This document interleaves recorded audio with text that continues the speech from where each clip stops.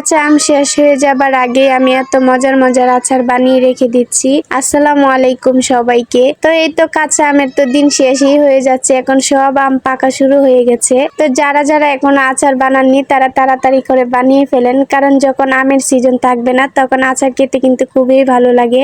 তো আজকে আমি যে আচারটা বানাবো সেটা কিন্তু রোদে দেওয়ার তেমন কোনো ঝামেলাই নেই।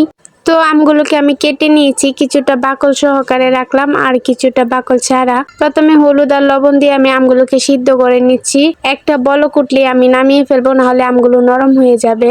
তো যখন কালারটা চেঞ্জ হয়ে আসবে তখনই কিন্তু আমি পানিটাকে জড়িয়ে নিব, আর একটা ভুলের মধ্যে আমি ছড়িয়ে দিচ্ছি। তো এটা ফ্যানের বাতাসের নিচে রাখলে হবে। তো যেহেতু রোদ আছে, আমি 1-2 ঘন্টার জন্য রোদ্রে দিয়েছি, শুধুমাত্র পানিটা ঝরলেই হবে। আর এদিকে আমি মশলাটাকে বানিয়ে নিচ্ছি, পাঁচফোড়ন আর শুকনো মরিচ দিয়ে ভেজে নিচ্ছি, তারপর এগুলোকে গুঁড়া করে নিব।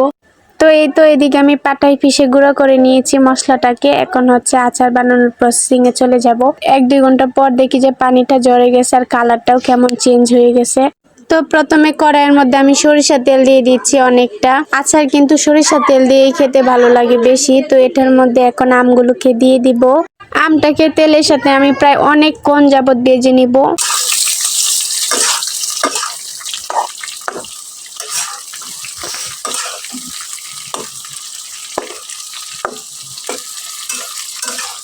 এখন কয়েকটা আস্ত রসুন দিয়ে দিচ্ছি।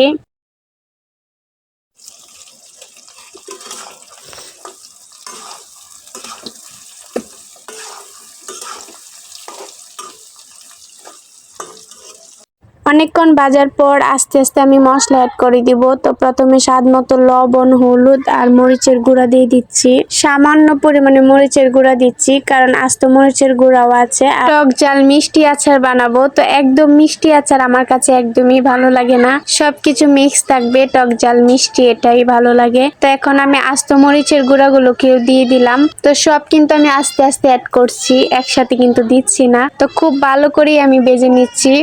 এই আচারটা আমি গুড় দিয়ে বানাবো। তো অনেকক্ষণ ভাজার পর আমি গুড়টাকে অ্যাড করে দিব। গুড়ের আচার কি হয়, কালারটা অনেক সুন্দর আসে আর খেতেও মজারই হয়, কিন্তু আমার কালারের জন্য আর কি আমি গুড় দিই। এখন আমি গুড়টাকে খুব ভালো করে মিক্স করে নিব আর অনেকক্ষণ যাবত ভেজে নিব, না হলে কিন্তু নষ্ট হয়ে যাবে।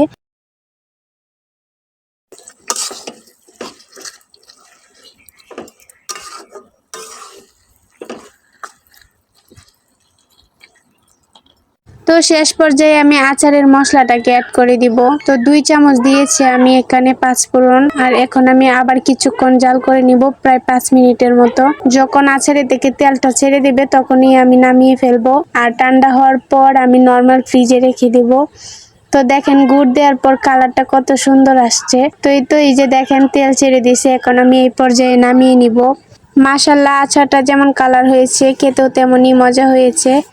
তো ভালো থাকবেন সবাই, আল্লাহ হাফেজ সবাইকে।